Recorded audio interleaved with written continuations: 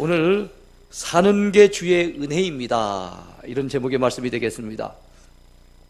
감사의 달 11월을 맞았습니다. 벌써 2017년도 한 해 막바지에 접어든 그런 느낌입니다. 세월이 참 빠르게 흘러가지요. 올해도 살아왔던 날들을 돌이켜보면 하나님의 은혜라고 하는 말밖에는 표현할 방법이 없습니다. 종교개혁의 구호 가운데 하나였던 솔라 그라티아, 오직 은혜입니다 라고 하는 고백이 오늘 저와 여러분들의 고백인 줄로 믿습니다. 구원받은 것도 오직 주의 은혜고 이만큼 누리며 살고 있는 것도 다 주의 은혜인 줄로 믿습니다. 올해도 하나님께서는 우리의 삶에 필요한 것들을 적절하게 공급해 주셨어요. 예배 때마다 영적인 은혜를 풍성히 주셨고, 또 우리의 삶의 현장에서 우리의 필요한 일용할 양식들을 충분히 공급해 주셨습니다. 오늘도 건강한 모습으로 주님 전에 나와서 예배드릴 수 있다는 그 자체가 하나님의 은총인 것을 믿습니다. 물론 크고 작은 어려움들이 없었던 건 아니지요. 그러나 힘들고 어려울 때도 주님은 우리를 외면치 않으시고 하나님께서 이 모양 저 모양으로 도와주시고 지켜주시고 건져주시고 오늘까지 인도해 주셨음을 고백할 수밖에 없습니다.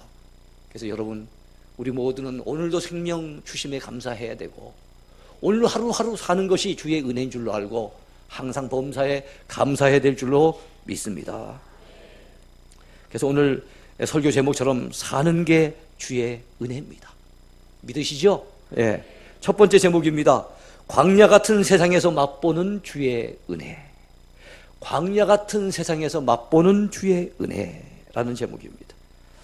자, 우리가 사는 세상은 광야와 같습니다. 모든 것이 핍절한 곳이죠. 여러분, 저는 지난주에 마태복음 14장의 말씀을 통해서 우리가 살고 있는 세상이 험난한 바다와 같다라는 말씀을 드린 바 있어요. 바다와 같은 곳이 그야말로 우리가 살고 있는 세상인데, 오늘 마태복음 15장에서 저는 이 말씀을 전하면서 우리가 살고 있는 곳은 황량한 광야와도 같습니다 라고 말씀을 전할 수밖에 없을 것 같아요. 우리가 살고 있는 것은 황량한 광야입니다. 외로운 곳이지요. 양식을 구하기도 힘들고 물을 찾기도 어려운 곳입니다. 사는 게 참 팍팍한 곳이 바로 이 광야 같은 세상, 모든 것이 모자라고 핍절한 곳이 이 세상입니다. 근데 세상이, 여러분, 이런 황량한 세상 가운데서 우리가 살아가면서 때로는 외로움에 시달릴 수밖에 없고, 때로는 뭔가 모자라서 경제적인 어떤 궁핍 때문에 결핍에 시달릴 때가 참 많다는 것을 우리는 느끼게 됩니다. 성경에 보면 광야가 자주 등장합니다. 이스라엘 백성들이 애굽에서 탈출하여 출애굽했을 당시에 그들이 나온 곳이 어디입니까? 광야였어요. 40년 동안 그 광야에서 살았습니다. 예수님이 사탄에게 시험 받으신 곳이 어디입니까? 광야였습니다. 다윗이 사울왕에게 피해서 이리저리 쫓겨다니면서 숨었던 곳이 어디입니까? 광야였어요. 광야는 성경에 많이 등장하는데 오늘 본문에도 광야가 등장하고 있습니다. 그래요. 아까도 이미 말씀드린 것처럼 광야는 모든 것이 모자라고 핍절한 곳입니다. 33절에 봤더니 예수님의 제자들이 떡이 없음을 고민하면서 예수님에게 보고를 합니다. 광야에 있어 우리가 어디서 이런 무리가 배부를 만큼 먹을 떡을 얻겠습니까? 라고 얘기를 하고 있어요. 이 많은 사람들, 이 많은 무리들을 이 광야 가운데서 어떻게 저들에게 떡을 공급해 줄 수 있겠단 말입니까? 그들은 그렇게 고민하고 있는 것입니다. 그런데 여기서 우리가 놓치지 말고 기억해야 될 일이 하나 있습니다.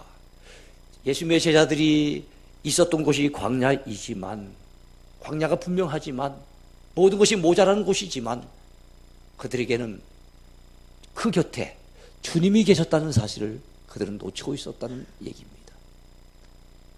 전능하신 주님, 모든 것을 능히 주실 수 있는 주님이 그들 곁에 계시고 있음에도 불구하고 그들은 광야라는 것만 생각을 하고 어디서 떡을 구하겠느냐고 한탄하면서 여러분 고민하는 모습을 보이고 있다는 것입니다.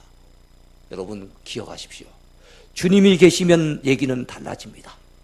우리 주님은 상황을 초월하시며 환경을 초월하시는 주님이십니다. 주님이 개입하시고 역사하시면은 무에서 유가 탄생될 수 있고, 양식의 문제도, 모든 모자란 문제도 다 해결될 수 있음을 여러분 믿으시기 바랍니다. 우리가 믿는 주님은 어떤 주님이십니까? 오늘 본문 32절을 통해서 우리는 주님이 어떤 분인지를 참 깊이 느껴볼 수가 있어요. 32절을 보시기 바랍니다. 예수께서 제자들을 불러 이르시되 내가 무리를 불쌍히 여기노라. 그들이 나와 함께 있은지 이미 사흘임에 먹을 것이 없도다. 길에서 기진할까 하여 굶겨 보내지 못하겠노라. 여러분, 예수님께 나온 백성들은 주의 말씀을 듣고 싶었어요. 은혜를 사모했어요. 말씀에 갈급했습니다. 그들이 와서 말씀을 들으면서 혹시 시간이 길어질지 몰라가지고 아마 도시락을 조금씩은 준비해 왔을 것 같아요. 근데 주의 말씀 듣다 보니, 그 은혜 잠기다 보니 그렇게 시간이 사흘이나 흘러가 버린 겁니다. 가져왔던 도시락 다 떨어졌습니다. 배에선 꼬르륵 소리가 나옵니다. 배가 고파서 그들은 지금 현재 지쳐 있습니다. 예수님께서 그러한데 그들을 그냥 돌려보낸다면 그들이 광야에서 자기 집으로 돌아간 길에서 기진하여 쓰러지지 않겠는가? 그런 생각을 우리 주님께서 하시면서 내가 이 무리를 불쌍히 여기노라. 이들이 길에서 기진할까 하여 굶겨보내지 못하겠노라. 바로 이분이 우리가 믿고 의지하는 주님이세요. 육체적으로 배고파하는 사람도 불쌍히 여기시지만 영적으로 허기진 백성들도 그냥 돌려보내지 않으세요. 여러분, 오늘도 풍성한 은혜에 젖어갈 수 있게 되길 바랍니다. 말씀을 통해서 예배를 드리는 가운데 성령의 역사를 통해서 여러분 성령의 은혜, 영혼의 귀한 은혜를 충만히 받아 누릴 수 있게 되기를 축원해 드립니다. 광야 같은 세상이기에 여러분 우리는 주님의 은혜를 더 깊이 느낄 수도 있습니다. 여러분, 깜깜해져야만 별이 빛나 보이는 것처럼 우리의 삶이 힘들고 고달플수록 오히려 주님의 은혜가 더 깊이 깨달아지게 될 줄로 믿습니다. 예수님께서는 산상수훈 말씀을 통해서 이렇게 우리에게 말씀하셨어요. 공중의 새를 보라. 심지도 않고 거두지도 않고 창고에 모아 들이지도 아니하되 너희 하늘 아버지께서 기르시나니 너희는 이것들보다 귀하지 아니하냐? 너희는 이것들보다 귀하지 아니하냐? 우리 주님은 그렇게 말씀하셨어요. 그렇습니다. 우리 하나님께서는 공중의 새도 먹여주시는 하나님이세요. 하물며 우리겠습니까? 우리가 누굽니까? 하나님의 형상으로 지음받은 하나님의 자녀들입니다. 특별히 예수 그리스도 안에서 하나님의 자녀가 되고 하나님의 은총의 대상이 되고 하나님이 참 우리를 사랑하시는 하나님의 자녀들, 그게 누군가 하면 바로 저와 여러분인 것을 믿습니다. 그러하시기에 주님은 우리가 어렵고 가난하고 힘들 때 절대로 외면하지 않으신 분이신 것을 믿으시기 바랍니다. 시편 136편 25절에 보면요, 모든 육체에게 먹을 것을 주신 이에게 감사하라. 그 인자심이 영원함이로다 그랬어요. 모든 육체에게 먹을 것을 주시는 분이 우리 하나님이세요. 그분의 인자심은 영원합니다. 이 사실을 믿으시기 바라요. 사랑하는 성도들이여, 오늘도 우리가 굶지 않고 풍성히 먹으며 살아가는 그 이유, 하나님이 우리에게 은총을 베풀어 주셨기 때문입니다. 여러분, 오늘도 굶지 않으시고 나오셨죠? 우리가 언제부터 그리 됐어요? 사실 60년대 70년대까지만 해도 배고파서 얼마나 허덕거렸습니까? 그랬던 시절이 엊그제 같은데 우리가 매일의 때거리 때문에 걱정하지 않을 수 있다는 것은 이게 하나님 은총 아닙니까? 근데도 우리가 거기 감사를 놓쳐버리고 살 때가 참 많은 것 같아요. 이런 풍성한 은혜를 누리고 사는 우리들 늘 감사하며 살아야 될 줄로 믿습니다. 나된 것은 하나님의 은혜입니다. 아버지 고맙습니다. 하나님 감사합니다. 이런 고백과 이런 간증과 이런 찬양이 우리 입술에서 끊임없이 터져나와야 될 줄로 믿습니다. 두 번째 제목입니다. 기적으로 채우시는 주의 은혜. 기적으로 채우시는 주의 은혜.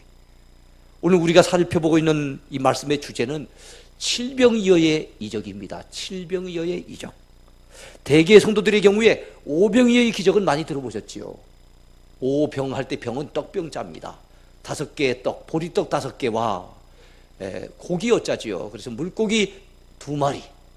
자, 보리떡 5개와 물고기 2마리를 가지시고 5,000명을 먹이시고 12강주를 남기셨던 그 기적을 보통 오병이어의 기적이라고 얘기를 해요. 그것은 사복음서 모두에 나옵니다.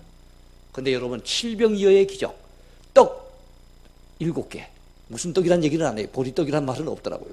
떡 7개와 물고기 2마리를 가지고 4,000명을 먹이시고 7 바구니를 남기셨던 그 이적이 바로 칠병이어의 이적입니다. 이건 마태복음하고 마가복음에만 소개되고 있습니다. 분명한 것은 이 두 기적 모두가, 오병이어의 기적, 칠병이어의 기적, 이 두 기적 모두에게서 우리가 느낄 수 있는 부분이 무엇입니까? 아, 우리가 믿고 의지하시는 주님은 전능하신 주님이시구나, 전능하신 주님이시구나 하는 것을 느끼게 됩니다. 두 번째는 우리 주님은 자비로우신 주님이시구나. 저 굶주린 자들, 저 배고픈 심령들을 그냥 돌려보내지 아니하시고 외면치 아니하시는 참 자비가 풍성하신 주님이시구나 하는 것을 느낄 수 있게 됩니다. 여러분, 그 주님을 우리는 주님으로 모시고 있어요.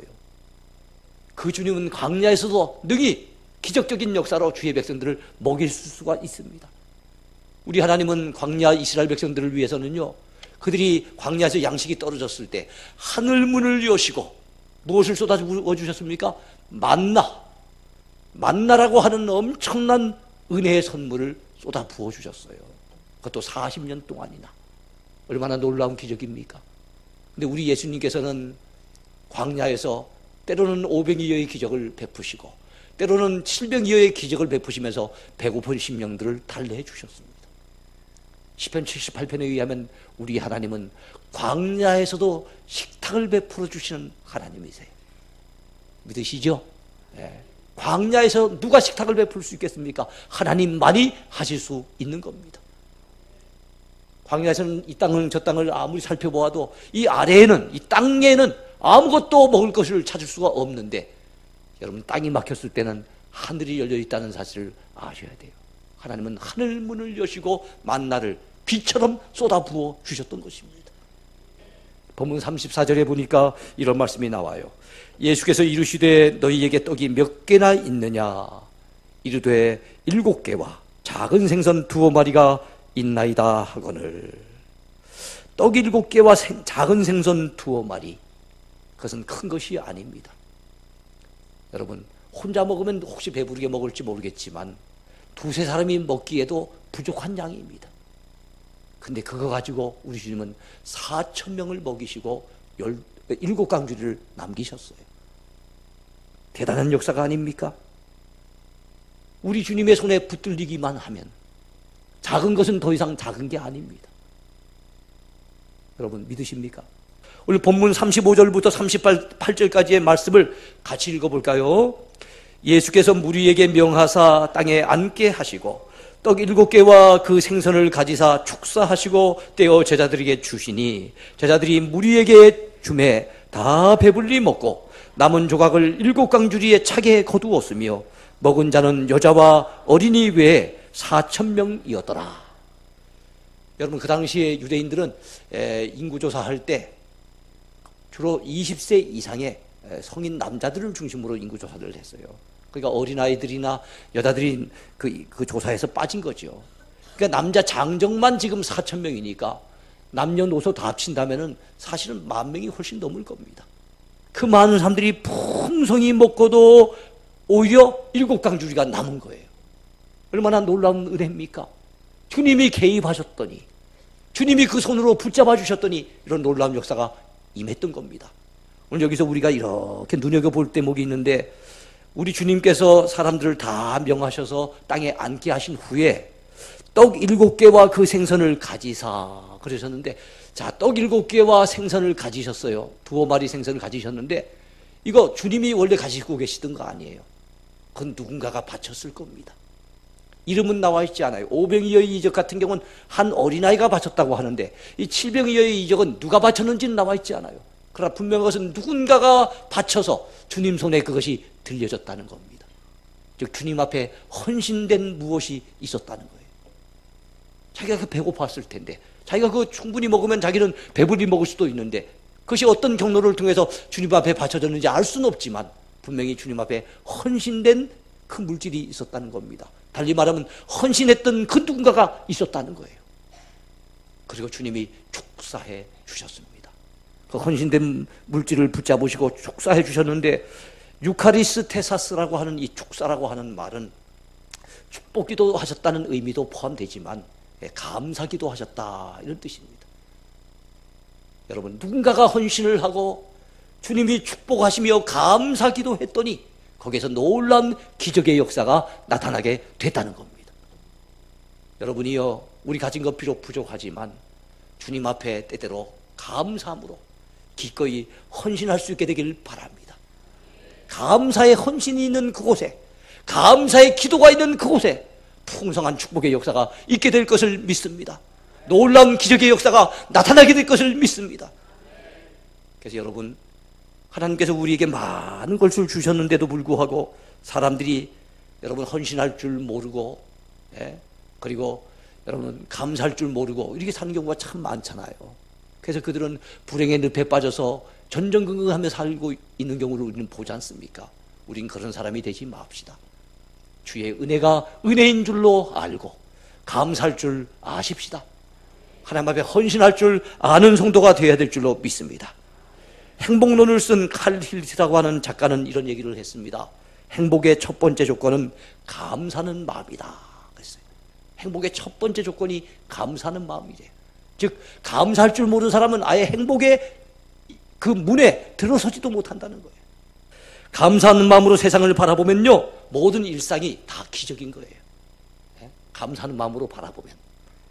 그 옛날 출애굽하던 이스라엘 백성들을 한번 생각해 볼까요?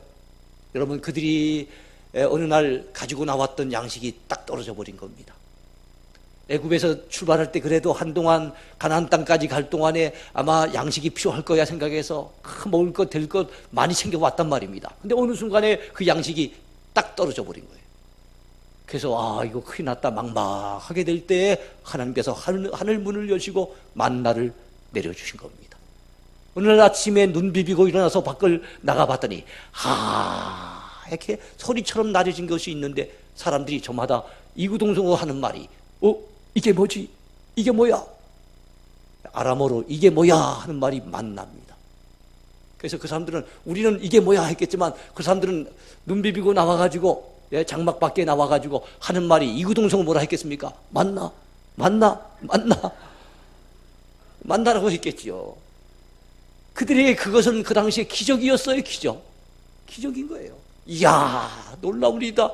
이게 어디서 생겼을까 했는데 나중에 보니까 하늘로부터 떨어지는 거예요. 그 기적에 얼마나 그들은 감격했겠습니까? 얼마나 기뻐했겠습니까? 근데 이게 그 다음날도 떨어지네요. 그 다음날도 떨어지고 한 달 내도록 떨어지고 1년 내도록 떨어지고 10년이 지나고 40년 동안이나 떨어지는 것이 이 만나였어요. 처음엔 감격했던 사람들이 어느 순간에 보니까 이제는 이게 서서히 질리기 시작하는 겁니다. 그들의 마음속에 별다른 감흥이 없어요. 그 기적을 경험하고도 하늘에서 떡가루가 떨어졌는데도 그 기적 속에서도 그들에게는 전혀 감흥이 없어요. 한 걸음 더 나가서 그들은 어느 순간 그들의 입에서 이런 말을 뱉어내기 시작합니다. 이 박한 식물을 우리가 싫어하노라. 하나님이 주시는 은혜의 선물이 어느 순간 박한 식물이 되어버렸어요. 그것을 싫어한다고 그들은 불평하고 있습니다. 그건 그 옛날 얘기예요. 3,500년 전 얘기입니다. 오늘 우리의 삶을 한번 돌아보자고요. 하나님이 우리를 구원해 주신 것 어느 순간 너무너무 감격했지요. 기뻤었지요. 너무너무 하나님의 은혜에 고마웠었지요. 그래서 그 감격에 사로잡혀 있을 때가 있었지요. 근데 세월이 지나고 보니 그 은혜가 어느 순간 서서히 식어지기 시작하는 거예요. 예수 믿고 10년을 지나고 보니 처음에 감격이 많이 사라지고 20년을 믿고 보니 이 감격이 점점 시들시들해져 가지고 우리 속에서 어느 순간 감사는 사라지고 이것 때문에 불평하고 저것 때문에 불평하는 우리의 모습은 아닌지 돌아볼 일입니다. 직분 주셨을 때 처음에는 너무 감격스럽게 나 같은 죄인 개수에게 참 하나님 나를 충성되게 위해서 이 소중한 직분을 주셨다 감격했던 우리가 어느 순간 보니까 아이고 이 직분 때문에 피곤해 죽겠다 그러고 너무 막 그냥 부담스럽다 그러고 이러고 있단 말이에요. 여러분이요, 하나님의 은혜가 은혜 되게 해야 합니다. 똑같은 은혜를 받는데도 왜 우리의 마음 상태에 따라서 어떨 때는 감사 감격하는데 어떨 때는 불평하고 원망하느냐 말입니다. 하나님의 은혜는 변함이 없는데 우리의 마음이 변질된 거예요. 미국에서 한 교수가 실험을 해봤답니다. 사람의 마음 상태를 연구하기 위해서 실험을 했는데 어느 빈민층들이 살고 있는 흑인 마을에 가서 빵하고 우유를 다량으로 가져가가지고 지나가는 사람들마다 우리 요즘 토스트 나눠주듯이 그들에게 공짜로 그 빵을 주고 우유를 나눠줬답니다. 그랬더니 그 빵을 받는 사람들마다 몇 번이나 인사를 하고 고맙다 그러고 막 희낙낙하면서 얼굴에 환한 미소를 띠면서 그렇게 반가워하더랍니다. 근데 자꾸만 계속해서 그리로 갔더니 어느 순간 그들의 얼굴에서 웃음기는 사라지고 그들의 입에서 감사라고 하는 단어는 나오지도 아니하고 손을 텅 마땅한 것처럼 당연한 것처럼 손을 내밀어서 받더라는 거예요. 그리고 어느 날 그는 작정을 하고 아무것도 가지지 않고 그 마을을 방문했답니다. 그러면서 머리를 긁으면서 오늘 사정이 있어서 내가 바쁘다 보니 아무것도 못 가져왔습니다. 그랬더니 그들이 상당히 실망한 눈초리를 갖다가 쳐다보면서 그 가운데 어떤 사람들은 막 욕설을 해대는 사람들도 있더라는 거예요. 아니 맡겨놓기를 했습니까? 줘야 되는 무슨 의무가 있습니까? 근데도 사람의 심리가 이렇더라는 거예요. 우리는 값없이 거저 구원을 받은 인생들입니다. 빈손 들고 왔던 우리가, 결국에는 빈손 들고 가는 우리가 이 세상 사는 동안에 하나님이 엄청나게 공급해 주시는 그 무한한 은혜와 축복을 오늘도 누리며 살고 있습니다. 하나님의 은혜 아닌 것이 없어요. 하나님이 공급해 주시지 않은 것이 없습니다. 그러므로 여러분, 우리는 감사하며 살아야 되지 않겠습니까? 범사에 감사하는 성도가 되어야 되지 않겠습니까? 이제 말씀을 맺으려고 합니다. 믿음의 눈으로 감사의 눈길로 바라본다면 우리의 일상 그 자체가 기적입니다. 그런데도 우리가 광야 이스라엘 백성들처럼 그 사실을 깨닫지 못하고 혹시 불평하고 살고 있다면 오늘 이쯤에서 우리의 마음가짐을 새롭게 해야 되겠습니다. 잃어버렸던 감사를 회복하고 우리의 마음 가운데서 감사가 막 우러나오고 그래서 우리의 매일의 삶이 기적 같은 축복을 날마다 누리며 사는 그런 삶이 됐으면 좋겠습니다. 끝으로 이 한마디만은 꼭 기억해 놓으십시오. 행복해서 감사하는 것이 아니라 감사하면 행복해집니다. 행복해서 감사하는 것이 아니라 감사하면 행복해진다는 사실 꼭 잊지 마시기를 축원해 드립니다.